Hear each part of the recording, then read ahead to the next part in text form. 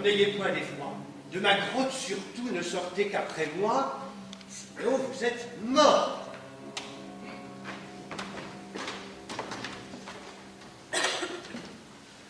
Vous déjà paraître, sous 2 fantômes vains, votre fils et son maître. Oh Dieu, je sens mon âme après lui s'envoler. Faites-lui du silence. Et n'écoutez pas. Quoi, monsieur, vous rêvez? Et cette âme hautaine, après tant de beaux faits, semble être encore en peine. N'êtes-vous point lassé d'abattre des guerriers? Soupirez-vous après quelques nouveaux lauriers? Il est vrai que je rêve et ne saurais résoudre lequel je dois des deux le premier mettre en poudre. Du grand Sophie de Perse ou bien du grand Mogor? Et de grâce, monsieur, laissez-les vivre encore, qu'ajouteraient leurs pertes à votre renommée. Et puis, quand auriez-vous rassemblé votre armée?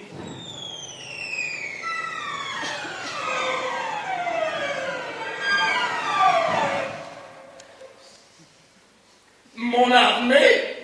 Un poltron, un traître. Pour leur mort, tu crois donc que ce bras ne soit pas assez fort? Le seul bruit de mon nom renverse les murailles, défait les escadrons et gagne les batailles. Mon courage invaincu contre les empereurs n'arme que la moitié de ses moindres fureurs. D'un seul commandement que je fais aux 3 parcs, je dépeuple l'État de plus heureux monarques. Le foudre est mon canon, les destins mes soldats. Je couche d'un revers 1000 ennemis à bas. D'un souffle je réduis leurs projets en fumée. Et tu m'oses parler cependant d'une armée? Tu n'auras plus l'honneur de voir un second Mars. Je vais t'assassiner d'un seul de mes regards.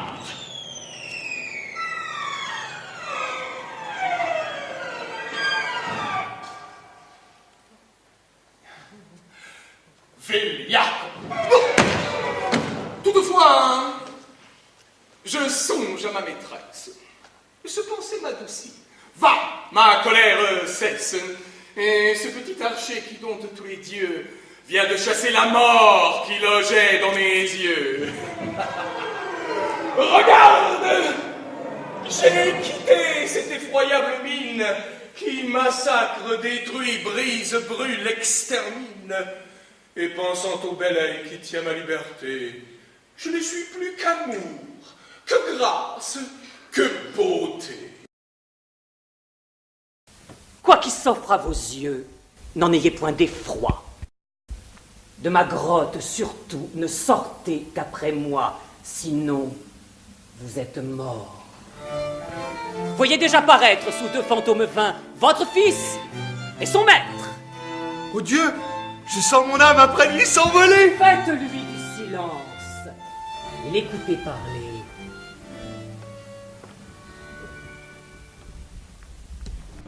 Quoi, monsieur, vous rêvez?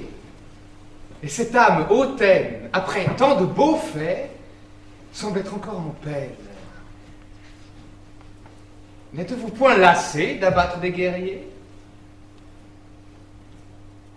Soupirez-vous après quelques nouveaux lauriers?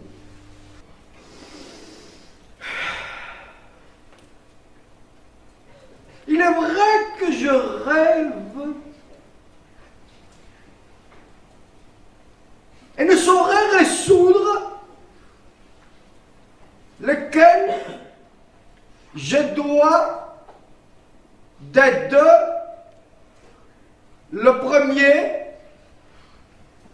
mettre en poudre du grand Sophie de Perse ou bien du grand Mogor. Et de grâce, monsieur, laissez-les vivre encore. Qu'ajouteraient leurs pertes à votre renommée? Et puis, quand auriez-vous rassemblé votre armée? Mon armée! Poltron!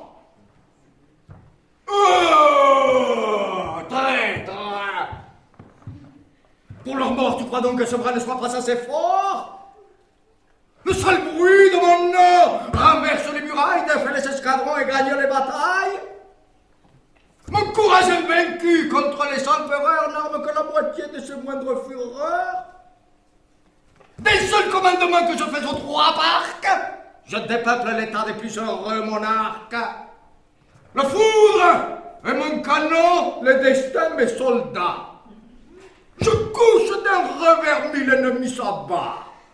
Des souffles, je réduis leurs procès en fumée. Et tu m'oses parler cependant d'une armée?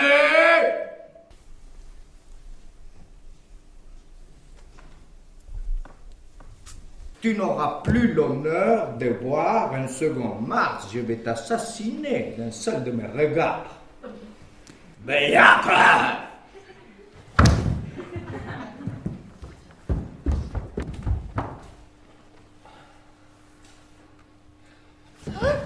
Toutefois, je songe à ma maîtresse, ses pensées m'adoucissent.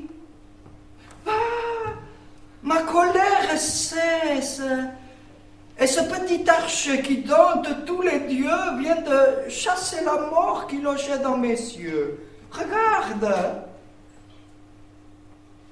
J'ai quitté cette effroyable mine qui massacre, détruit, brise, brûle, extermine. Et pensant au bel œil qui tient ma liberté, je ne suis plus qu'amour, que grâce, que beauté. Quoi qu'il s'offre à vos yeux, n'en ayez point l'effroi. De ma grotte, surtout, ne sortez qu'après moi. Sinon, vous en mourrez.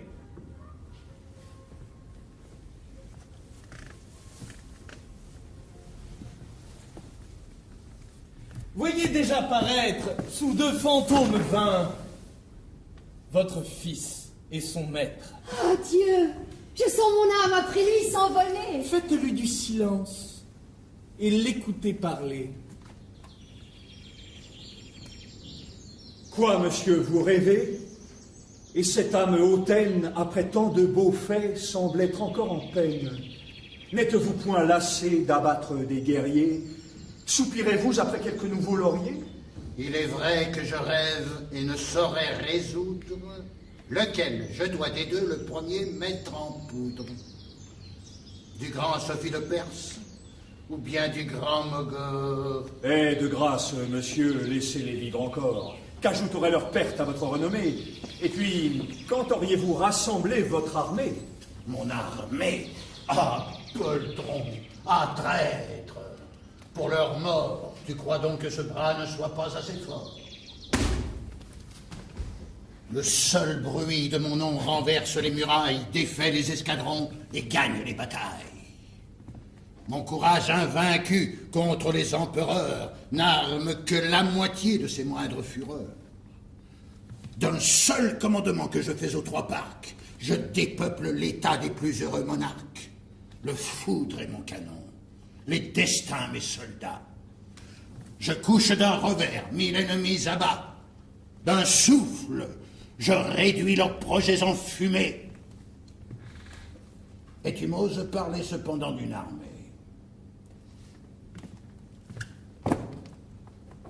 Tu n'auras plus l'honneur de voir un second Mars. Je vais t'assassiner d'un seul de mes regards, Veillac.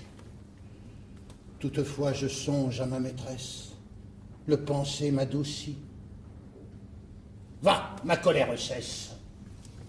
Et ce petit archer qui dompte tous les dieux vient de chasser la mort qui logeait dans mes yeux.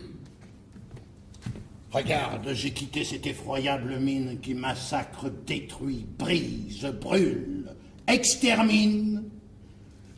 Et pensant au bel œil qui tient ma liberté, je ne suis plus qu'amour, que grâce, que beauté.